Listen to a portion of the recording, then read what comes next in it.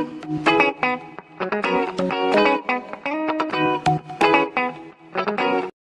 visuals, if this is a bit of an echoey podcast, I do apologise. We're in the kitchen because I wanted an excuse to have a smoke and talk. Dirty. But no, let's just jump straight into it because we've just been to the midnight release. Well, I say we've just been. Was it Thursday night? They'll hear this on Sunday. So a couple of days ago with the midnight release of Captain Marvel. Right, now there's a shitload that we want to say about this because me and Chris, I think we've got a couple of different views on it and shit like that. So the best way to do it, to have a proper conversation and get either's thoughts aside.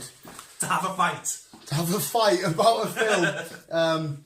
You just get all your points across what you want to say.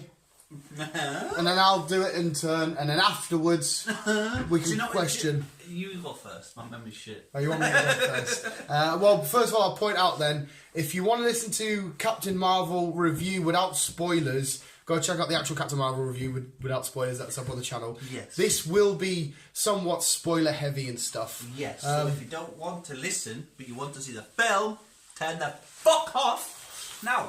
Yes.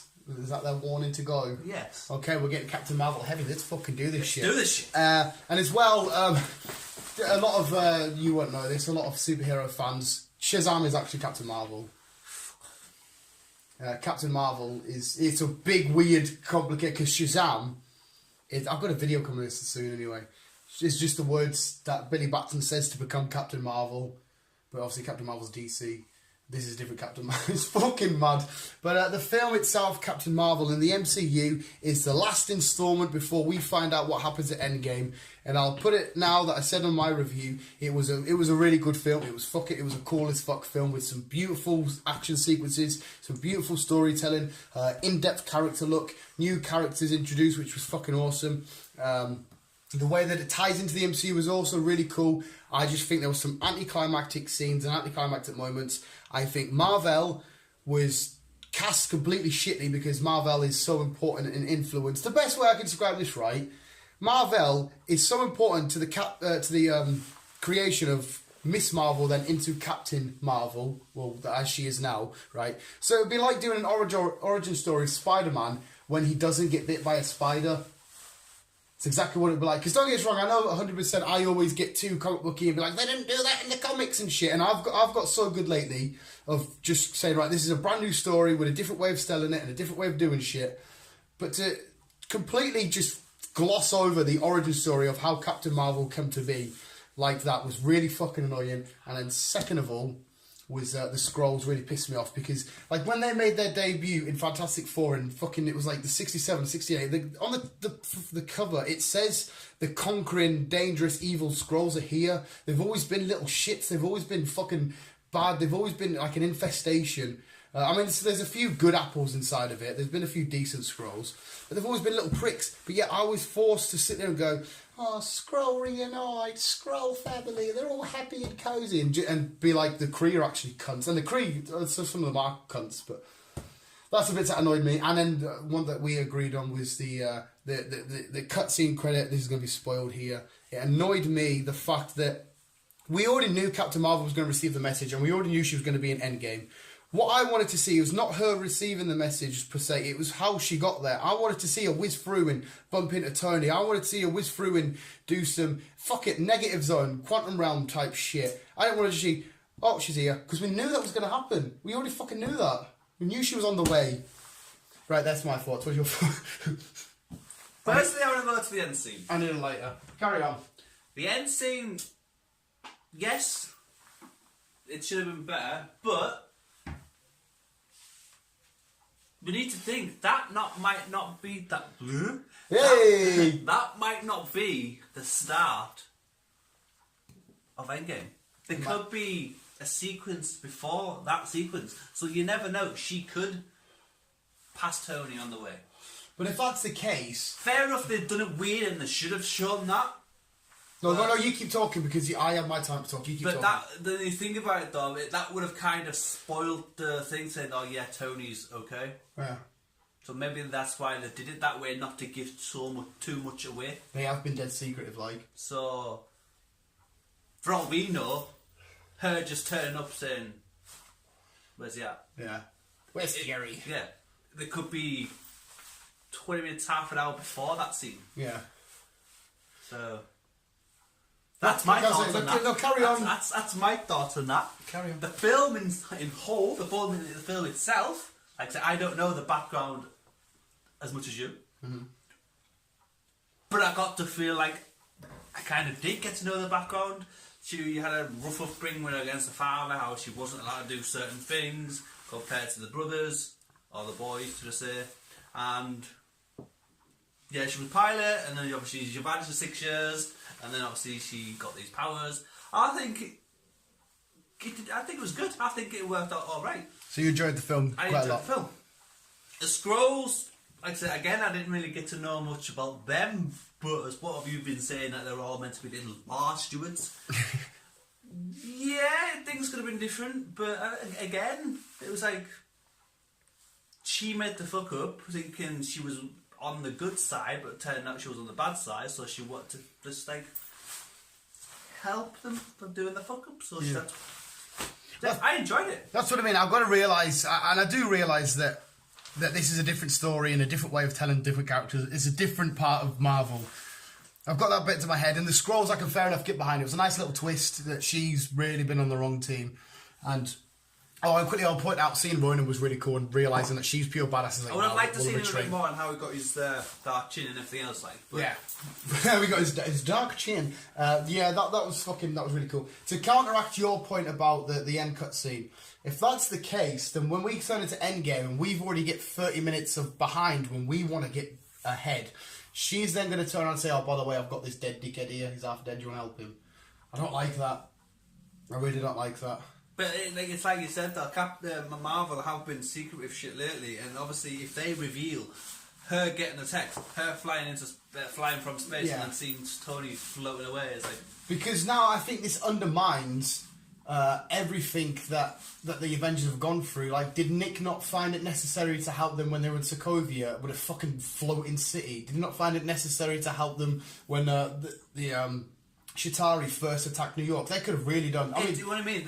They should have pressed this button fucking a while 10 years ago. Yeah, I mean, think about it as well, because she's got knowledge of the galaxy and what's out there and shit like that. So Nick Fury could have called her back sooner when, like, obviously in Avengers we know the Tesseract plays heavy towards the third act of this film.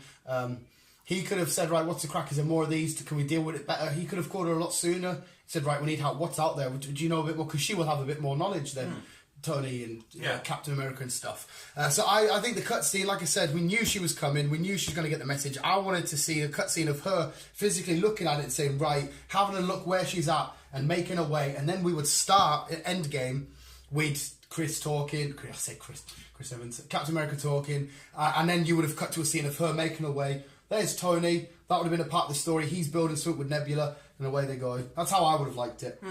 But they have been dead serious. One part that, because Kevin Smith put up an Instagram post of him crying, I pointed this out to you in the film. The Stan Lee cameo, which was fucking obviously goosebumpy because it's Stan Lee. He's reading Mallrats, one of my fucking all-time favourite films. A film that Kevin Smith directed and cast Stan Lee in. And so Kevin Smith was dead emotional. He was like, I've been talking about these for years and now they're mentioning my stuff. It's giving me goosebumps thinking about it now.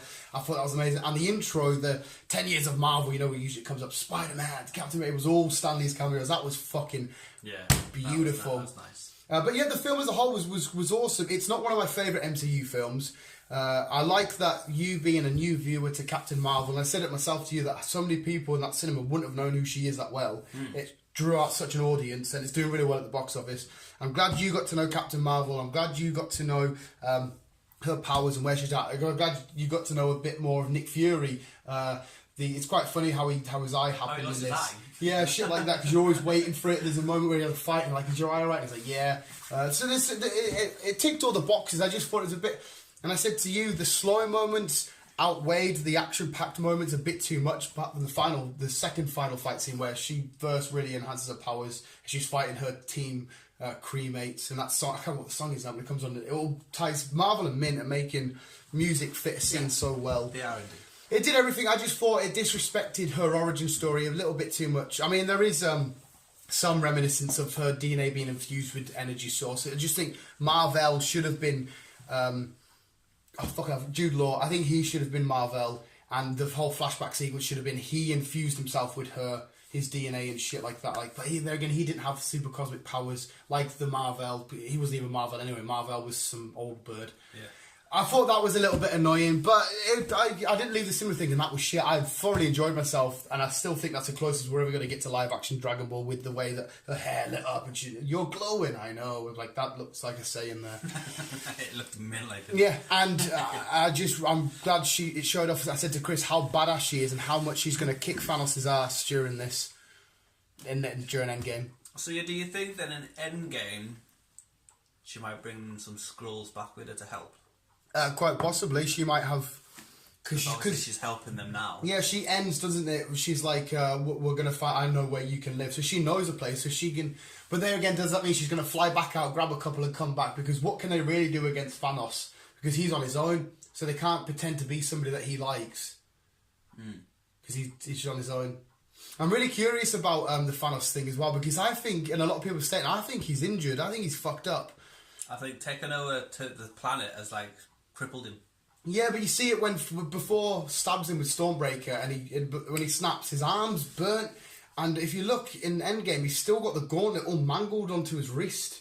I think he's injured and he's quite hurt.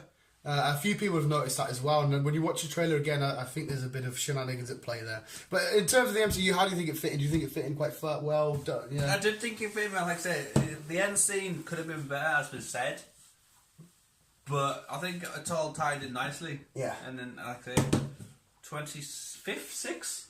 It's something like 20... April? Whatever it is. Not your birthday, day before your birthday. No, mine's 29th. A couple of days before your birthday. When's it out? This Friday? So that's the 26th then? Yeah, 26th. Okay. So midnight on the 25th, 26th. Yeah. So yeah, we've got the 25th/6th of April. And then... What I said I was really guilty of in my review, like I was pure, and I told you the same thing.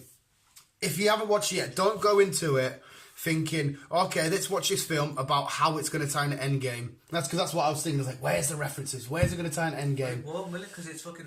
Well, no, eventually it will. 30 years before it. Because I wanted to see her... Because again, like I've mentioned it many times, Cull Obsidian Sash, I wanted to see a little interaction with that. I wanted to see all that kind of shit. I was just thinking, right, let's watch this, get over and done with, and see what's going to happen going into Endgame. Instead of sitting down watching her first story, because it's come at the most perfect time to introduce her, but at the same time it's come at a wrong time, because then maybe we could have put it... Fair enough, they could have like brought in a couple of years back. Yeah, and then that's her introduced, and then... You let her to do what everything still fits in the same because it's still her receiving the signal and turning up. Yes. I did like seeing Stephen that. Did you see how dark and grey it was? Like proper abysmal and depressing. They've set that scene so well. So I'm ready to go in Endgame all like sad and end it like yes. I'm ready for this. But yeah, it was fucking awesome. It was fine. It was fun. I still thought that you're going to go again. I thought it was hilarious that we got a Shazam trailer because he's Captain Marvel. She's Captain Marvel. It's DC. It's Marvel. It's kickoffs. Oh, I snotted! Chris has snotted! I thought on my phone. Me and Chris have just done a film the news all about bogies. What a way to end a Captain Marvel podcast. You snotting now? No. Oh, I snotted. But yes, and maybe there'll be some awesome Captain Marvel merch that we pick up next week at Carlisle Comic-Con. Yes. He was in a dog snot. No. Like Ellie sneezes on me all the time. I blame it. It's fucking horrible. Did you like Goose? I did. Yeah, the cat, which turned out to be a fucking monster, an alien. Who is Goose? As someone's not. I'm huge. I know Carol Danvers has always had a cat. Miss Marvel was very cat friendly, but I don't remember in recent comic time her having an alien cat. She's also really good friends with Spider-Woman. Sure? When Spider-Woman got pregnant, they were together quite a lot. I would like to see her get a short back and sides as well, because Captain Marvel now has a nice short haircut. She looks really badass. And she's just started, not just a few years back, started a civil war against Tony. So do you think maybe after Endgame, a 2-year tops, we'll get another Captain Marvel? Yeah, well, she's going to be part of the future, and it's going to be Spidey, Black Panther, Doctor Strange... her, possibly somebody else. There's rumours of Marvel's Black Knight coming into it, which I'm fucking so curious about. That'd be fucking awesome. He's a cool character, but it's a weird... We'll get to that another day. Yeah. But yeah, she's definitely going to have at least 2 more films.